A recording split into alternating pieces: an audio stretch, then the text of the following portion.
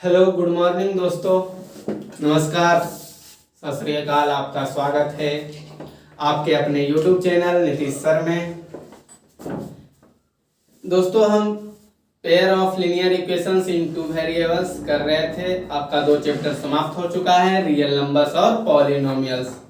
एक बेहतरीन ढंग से समाप्त किया गया है। हमारी तरफ से तो पूरी उम्मीद थी, पूरा हम अपना जो भी था सारा उसमें झोंक दिए हैं रियल नंबर्स और पॉलिनोमियल में, जो कि हम 10th का जो सिलेबस है उसके अनुसार बहुत बेहतरीन ढंग से पढ़ाए हैं। और आप बाकी आप पे निर्भर है कि आपको कैसा लगा पढ़ने में। तो चलिए बिना टाइम वेस्ट किए हुए आगे की क्लास शुरू करते हैं। और जिन्होंने पहले चैनल को सब्सक्राइब नहीं किया है तो पहले चैनल को सब्सक्राइब करें और फिर इसको शेयर करें, ज़्यादा से ज़्यादा इसको क्या करें, शेयर करें, ताकि आपके जो और दोस्त हों, रिश्तेदार हों, उन तक ये वीडियो पहुँचे और आने जाने से बच सके। जो आने जाने में जो खर्चा होता है आराम से घर में बैठकर पढ़ सकते हैं। एक अच्छे कंटेंट आपको मतलब कंटेंट के लिए आप बेफिक्र रहिए, आपको एकदम बहुत बढ़िया कंटेंट भी मिलेगा। और समझाने का तो प्रयास हम बहुत अपनी ओर से तो पूरा प्रयास करेंगे। अब आप पे निर्भर है कि समझ में आ रहा है कि नहीं आ रहा है। ठीक, अगर इसमें कोई भी प्रॉब्लम होता है तो आप कमेंट में जरूर लिखिए कि सर आप में ये प्रॉब्लम है, हम अपने आप को सुधारने का प्रयास जरूर करेंगे। ठीक है, चलिए देखिए। तो कल की क्लास में हम आपको 2 क्वेश्चन बताए थे कि जो कुछ आपका जो था एक्स और वाई का वैल्यू दिया हुआ था और एक इक्वेशन दिया था। उस इक्वेशन को जो एक्स और वाई का वैल्यू है वो सेटिस्फाइड ये कर रहा है कि नहीं, ये चेक करने के लिए सीखे थे। आज आपका दूसरा जो क्वेश्चन है क्या है, on comparing the ratios A1 by A2, B1 by B2 and C1 by C2, find out whether the lines representing the following pair of linear equation intersect at a point are parallel or coincident।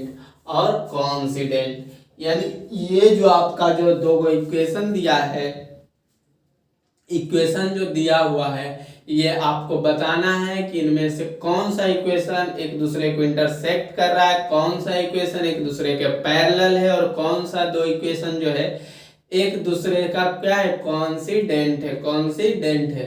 यानी check करना है कि कौन सा equation जो एक दूसरे को प्रतिच्छेद कर रहा है, यानी किसका यूनिक सॉल्यूशन इंटरसेक्ट करता था तो उसका क्या सॉल्यूशन रहता था, एक यूनिक सॉल्यूशन रहता था। एक क्या रहता था, यूनिक सॉल्यूशन। और जो पैरेलल रहता था उसका कोई नो सॉल्यूशन।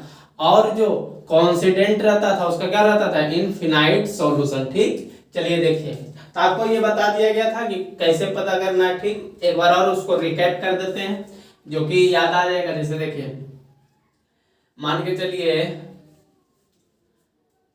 यहाँ पे कर देते हैं। ठीक, देख लीजिए, यहाँ पे बता देते हैं, ऐसे यहीं पे देख लीजिए। आपका क्या है, 2 इक्वेशन दिया हुआ, 2 इक्वेशन आपका दिया हुआ है। ठीक, A1 x plus B1 y plus C1 is equal to 0, A2 x plus B2 y plus C2 is equal to 0। ठीक, देखिए तो पैरेलल किस कंडीशन में होगा, यानी पहला ये सारा आपको समझा दिया गया। A1 बटे A2, जिन्होंने पिछला क्लास नहीं किया है तो पहले जाकर पिछला क्लास कर लीजिए। ठीक, देखिए A1 by A2 फिर भी एक बार रिकैप कर रहे हैं। B1 by B2 अगर ऐसा रहा तो इंटरसेक्ट कंडीशन रहेगा, क्या रहेगा, एक दूसरे को क्या करेगा, इंटरसेक्ट करेगा। अगर कंडीशन रह गया A1 बटा A2 is equal to B1 बटा B2 is not equal to C1 बटा C2, तो ये एक दूसरे के क्या रहेंगे, इक्वेशन पैरेलल। क्या रहेंगे, पैरेलल। तीसरा जो कंडीशन था आपका क्या था, A1 by A2 is equal to B1 by B2 is equal to C1 by C2। तो ये जो आपका कंडीशन रहेगा, कैसा कंडीशन रहेगा, कॉन्सिडेंट कंडीशन। कैसा रहेगा, कंडीशन कॉन्सिडेंट। ठीक, इसका ज्योमेट्रिकल कंस्ट्रक्शंस भी बता दिए थे। यही आपका 3 है, इसको नोट करना चाहे तो नोट कर लीजिए।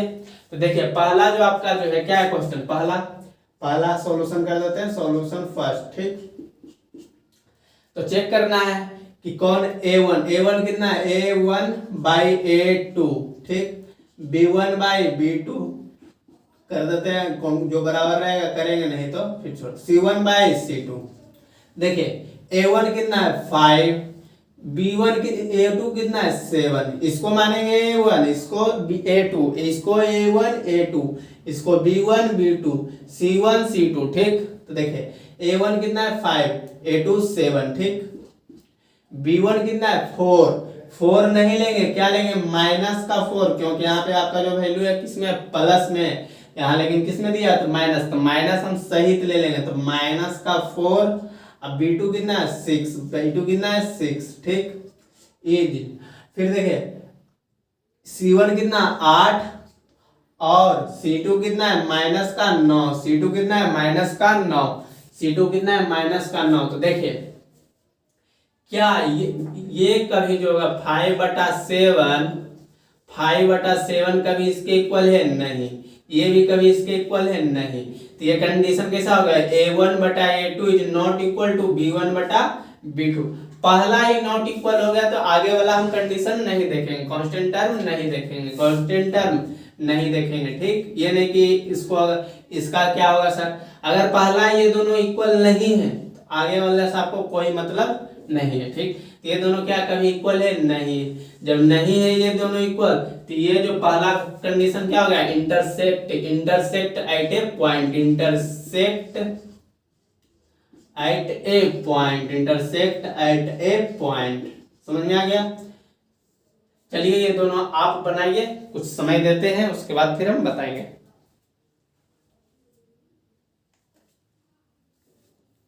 जो क्लास में विद्यार्थी हैं वो सब भी बनाए।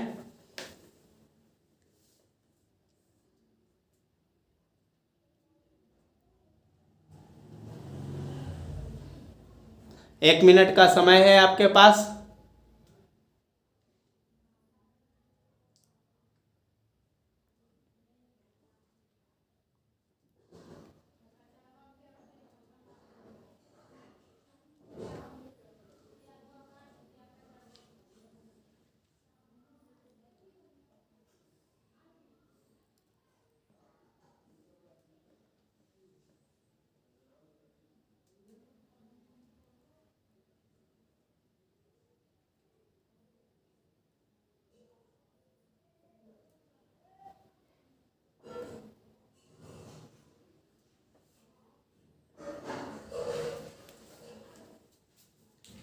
चलिए देखिए दूसरा क्वेश्चन आपको बताते हैं, ठीक।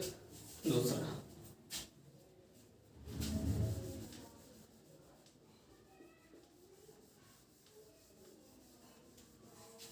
सॉल्यूशन अब किसका करेंगे, दूसरा नंबर का, नंबर 2, ठीक। तो नंबर 2 आपका क्या है, देखिए A1 कितना है 9, A1 कितना है 9, A2 कितना है 18, A1 कितना है 9, A2 कितना है 18। फिर देखिए B1 कितना है, B1 आपका 3, B2 कितना है 6, ठीक। फिर देखिए C1 कितना है 12, C2 कितना है 24, C1 कितना है 12, C2 कितना है 24। तो देखिए A1 आपका 9 था तो 9 लिखे, A2 कितना है 18 तो 18 लिखे, B1 कितना है 3 तो 3 लिखे, B2 कितना है 6 तो 6 लिखे, C1 कितना है 12 तो 12 लिखे, C2 कितना है 24 तो 24 लिख दिए, ठीक। इतना समझ में आ गया। देखिए तो 9 दूनी 18, 3 दूना 6, कटता है काट दीजिए, 12 दूनी 24। देखिए 1/2 is equal to 1/2 is equal to 1/2, यानी तीनों बराबर है, यानी किस फॉर्म में बैठा है, A1/A2 is equal to B1/B2 is equal to C1/C2 is equal to C1/C2।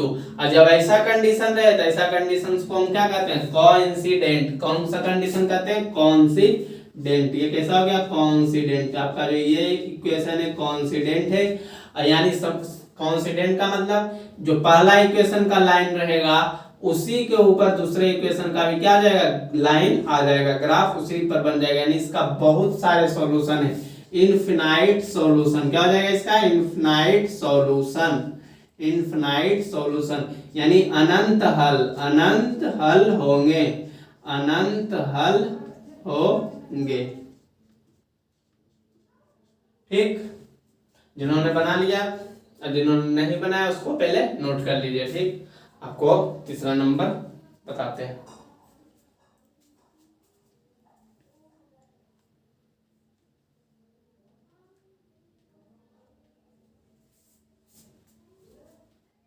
चलिए देखिए नंबर 3, इसको मिटा देते हैं। चलिए इसको मिटाते हैं।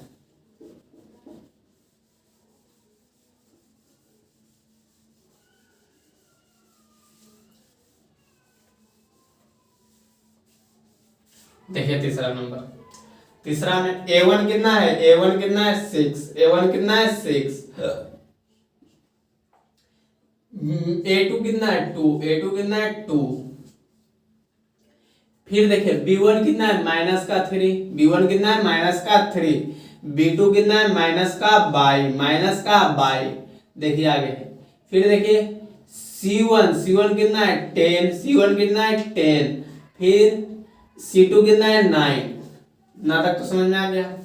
तो देखिए काटते हैं, 2 तिया 6, 2 से 3, 2 तिया 6, ये माइनस से माइनस खत्म, बाई नहीं लेना है, इसके नीचे 1 ले लीजिए, सॉरी यहाँ पे क्या लेना है 1, तो माइनस से माइनस खत्म, ये कभी कटेगा नहीं, यानी ये इक्वल नहीं है, यानी 3 is equal to 3 is not equal to 10/9, यानी ये कैसा कंडीशन हो गया आपका, ये कंडीशन हो गया A1/A2 is equal to B1/B2 is not equal to C1/C2।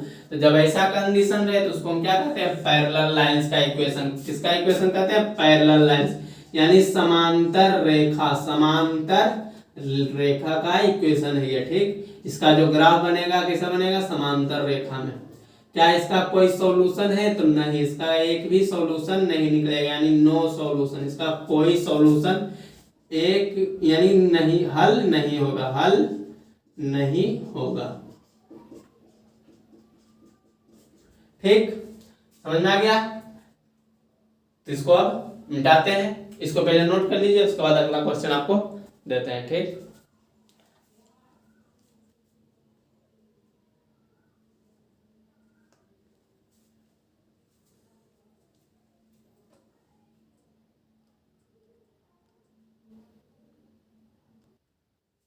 चलिए आपका सेकेंड नंबर क्वेश्चन देखिए। ये अगला क्वेश्चन जो है, on comparing the ratio A1/A2 B1/B2 C1/C2 find out whether the following pair of linear equations are consistent और inconsistent. कहता है कि यानी कंपेयर कीजिए कि A1/A2 B1/B2 है कि नहीं, यानी जो तीनों सॉल्यूशन किसका है, किसका सॉल्यूशन नहीं है, किसका एक हल होगा, किसका अनंत हल होगा और किसका कोई हल नहीं होगा, ये आपको चेक करना है। ठीक, और बताना है कि कौन सा कंसिस्टेंट और कौन इनकंसिस्टेंट है।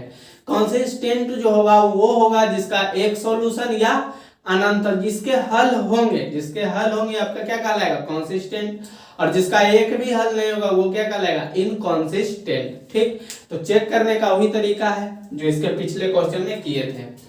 क्या था, तो देखिए A1/A2, A1 कितना है 3, A2 कितना है 2, B1/B2, B1 कितना है, देखिए B1 जो आपका कितना है 2 और ये आपका B2 कितना है -3 इक्वल रहेगा तो कर देंगे, नहीं तो नहीं हटा देंगे, ये इक्वल है नहीं। देखिए फिर देखिए C1 एकदम ध्यान रखिएगा, C1 जब भी हम लेंगे तो ये नहीं कि इधर वाले लेंगे, इधर कर लेंगे इसको, ये प्लस है इधर 5, इधर आएगा तो क्या हो जाएगा -5, क्या हो जाएगा -5, ये इधर 7। अब पहले ही तो देख लीजिए ये आपका क्या आ गया, जब हम क्या बताए थे कि जब A1/A2 is not equal to B1/B2 तो C1 और C2 को चेक करने की कोई आवश्यकता ही नहीं है, तो क्या हो जाएगा आपका एक यूनिक सॉल्यूशन हो जाएगा, एक यूनिक सॉल्यूशन, यानी इसका एक हल होगा, और जब इसका हल होगा तो इट यानी ये जो आपका पेयर ऑफ लीनियर इक्वेशंस है ये कैसा होगा, इट इज कंसिस्टेंट। कैसा होगा, इट इज कंसिस्टेंट होगा। समझ में आ गया। अगर ये आपका सॉल्यूशन है कि नहीं, यूनिक सॉल्यूशन यानी एक हल है, ये आपका कैसा कहलाएगा, इट कंसिस्टेंट। सेकंड नंबर देखें, सेकेंड नंबर जो आपका है क्या है, a1 by a2 is equal to b1 by b2, minus है तो माइनस कंसीडर करें, देखिए 2 दूनी 4, 3 दूनी 6, माइनस से माइनस खत्म, अभी तो इक्वल है दोनों, ठीक, इज इक्वल टू इसको भी इधर लेंगे, माइनस का 8 माइनस का 9, ये खत्म, ये क्या इक्वल है, नहीं। जब ऐसा कंडीशन आ जाए 1/2 इज नॉट इक्वल टू 8/9, यानी a1 by a2 is equal to b1 by b2 is not equal to c1 by c2। तो ये कैसा हो जाएगा आपका, एक भी सॉल्यूशन नहीं, यानी नो सॉल्यूशन, इसका कोई सॉल्यूशन नहीं है, इसका कोई सॉल्यूशन नहीं है। जब कोई सॉल्यूशन नहीं है तो कैसा हो जाएगा, इट इज इनकॉन्सिस्टेंट, यानी दिस लीनियर इक्वेशंस, दिस पे ऐसे लिखेगा, दिस पेयर या दिस पेयर ऑफ लिख देते हैं, ठीक, this pair of linear equations are inconsistent,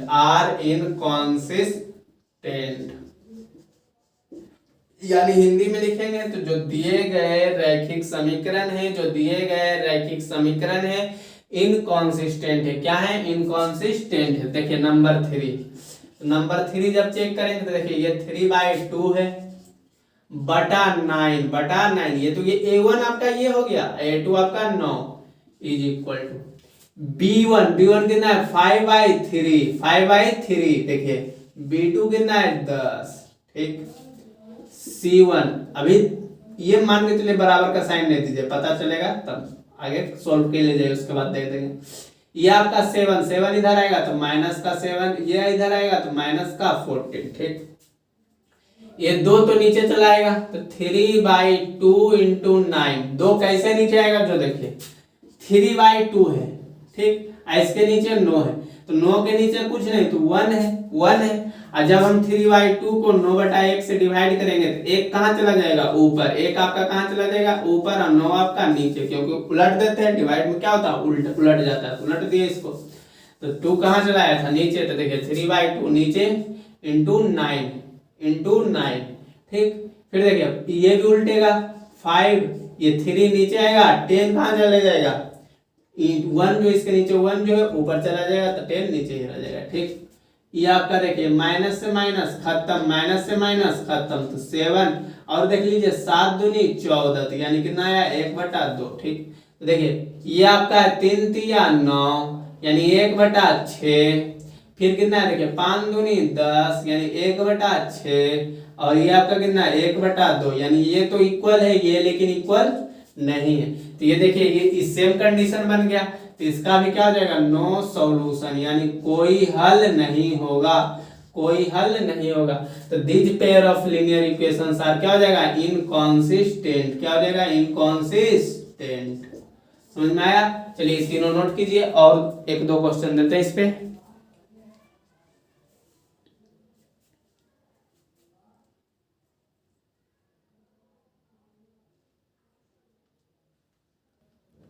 चलिए देखिए आगे क्या है, वही क्वेश्चन है, सेम है, कंसिस्टेंट बताना और इनकंसिस्टेंट, तो जिसका सॉल्यूशन होगा वो कंसिस्टेंट, जिसका सॉल्यूशन नहीं होगा इनकंसिस्टेंट। चेक कर लेते हैं, देखिए a1 कितना है 5, a2 कितना है -10, फिर देखिए b1 कितना है -3, माइनस था हम याद रखिएगा, यानी कि माइनस को छोड़ देंगे, b2 कितना है 6, और इसको जब भी लीजिएगा तो इधर लीजिएगा, देखिए ये 11 इधर प्लस में, इधर आएगा तो माइनस में, ये -20 इधर प्लस में, इधर आएगा तो ये इधर माइनस में, इधर आएगा तो प्लस में। चेक कीजिए 5 दूनी 10, 3 दूनी 6, 11 दूनी 22, यानी यहाँ पे भी -1/2, यहाँ पे भी -1/2, यहाँ पे भी -1/2, यानी तीनों क्या है आपस में इक्वल है। जब इक्वल है तो यह कैसा होगा, coincident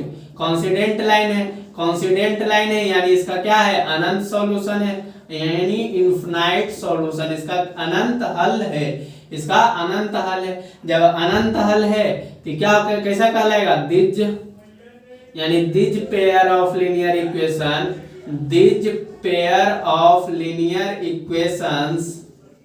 equations are are consistent, कैसा कहलाएगा? कॉन्सिस्टेंट कहलाएगा। समझ में आ गया?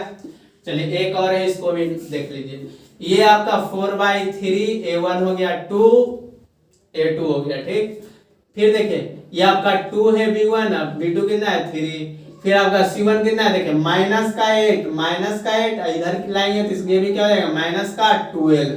देखिए ये तो माइनस से माइनस खत्म, 4 दूनी 8, 4 तिया 12। ये देखिए 3 नीचे चलाएगा, 3 आपका कहाँ चलाएगा 4/3 इंटू 2, देखिए 2/3, फिर आपका 2/3, तो देखिए 2 दूनी 4 यानी 2/3, ठीक, is equal to 2/3 is equal to 2/3। ये भी एकदम सेम इसी के जैसा कंडीशन है कि तीनों आपस में क्या है बराबर है। जब तीनों बराबर है तो क्या हो जाएगा, इसका अनंत हल होगा यानी इनफिनाइट सॉल्यूशन होगा। क्या हो जाएगा? Infinite solution. जब इनफिनाइट सॉल्यूशन होगा तो क्या कहलाएगा? This pair of linear equation are consistent. क्या हो जाएगा? ये कॉन्सिस्टेंट, ठीक। उम्मीद करते हैं कि आपको ये क्वेश्चन समझ में आ गया होगा। आज का एक और क्वेश्चन लास्ट बताते हैं, उसके बाद आज खत्म करेंगे। चलिए देखिए आज का आप लोग का ये लास्ट क्वेश्चन क्या कहता है, given the linear equations 2x plus 3y minus 8 is equal to 0.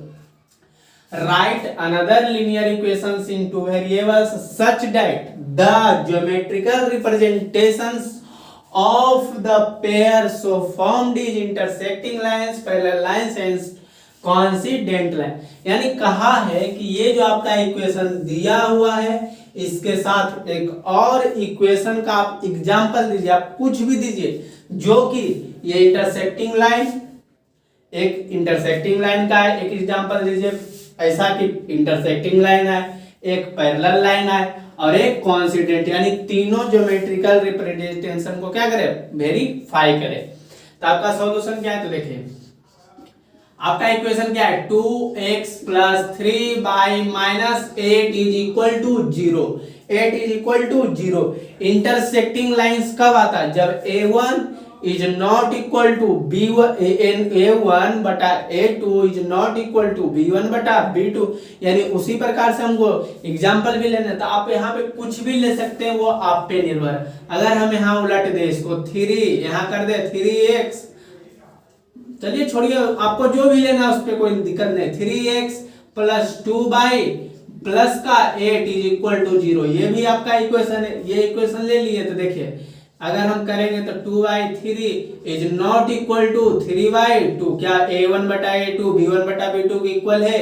नहीं है, तो ये आपका क्या हो गया ऐसा इंटरसेक्टिंग लाइन का इक्वेशन होगा। इसका ज्योमेट्रिकल रिप्रेजेंटेशन क्या होता है? क्रॉस, इंटरसेक्टिंग क्रॉस होता है, नहीं होता है। ज्योमेट्रिकल रिप्रेजेंटेशन क्या होता है? क्रॉस, ठीक।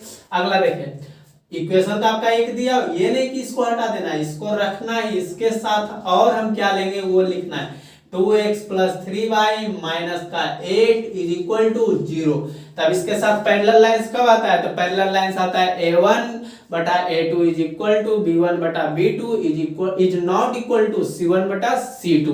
तो देखिए ये आपका क्या है 2, तो अगर हम यहाँ पे ले लेते हैं 4x, आपका जो भी मन है, यहाँ पे ले लेते हैं 6y, यहाँ पे ले लेते हैं प्लस का 4, ठीक। तो देखिए इज इक्वल टू 0।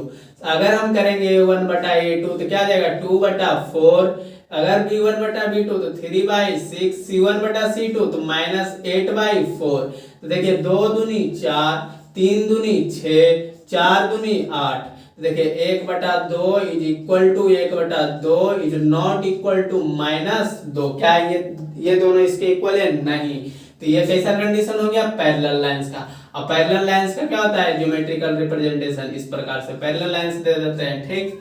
चलिए आपका तीसरा नंबर समझ लीजिए, उसके बाद आप सब नोट कर लीजिए। तीसरा नंबर क्या है? Coincident lines. कॉन्सिडेंट लाइंस कब आता है? कॉन्सिडेंट लाइंस कब आता है? तो जब a1 इज इक्वल a1 बटा a2 is equal to b1 बटा b2 is equal to c1 बटा c2, ये होना चाहिए। तो देखिए आपका जो पहला इक्वेशन क्या है वो तो दिया हुआ है 2x plus 3y माइनस का 8 इज इक्वल टू 0। तो देखिए अगर हम ले लेते हैं एक इक्वेशन आपका यानी 4x प्लस 6 बाई माइनस का 16 इज इक्वल टू 0। तो देखिए क्या हो जाएगा, a1 बटा a2 यानी 2/4, b1 बटा b2 यानी 3/6, c1 बटा c2 यानी -8 बटा -16। तो देखिए 2 दूनी 4, 3 दूनी 6, ये माइनस से माइनस खत्म, 8 दूनी 16 यानी 1/2 इज इक्वल टू 1/2 यानी तीनों क्या आ गया आपस में बराबर, यानी a1 बटा a2 is equal to b1 बटा b2 is equal to c1 बटा c2। तो ये आपका कैसा हो जाएगा, कॉन्सिडेंट लाइंस का इक्वेशन है। ठीक, इसका जो ज्योमेट्रिकल कंस्ट्रक्शन होता है एक ही लाइन पे, देखिए ये जैसे आपका लाइन है और इसी पे एक और लाइन रहेगा। ठीक, इसी पे एक लाइन और रहेगा। समझ में आ गया? ठीक है, तीनों क्वेश्चन को आप नोट कीजिए और आज के लिए इतना ही। तब तक के लिए धन्यवाद। जय हिंद, जय भारत।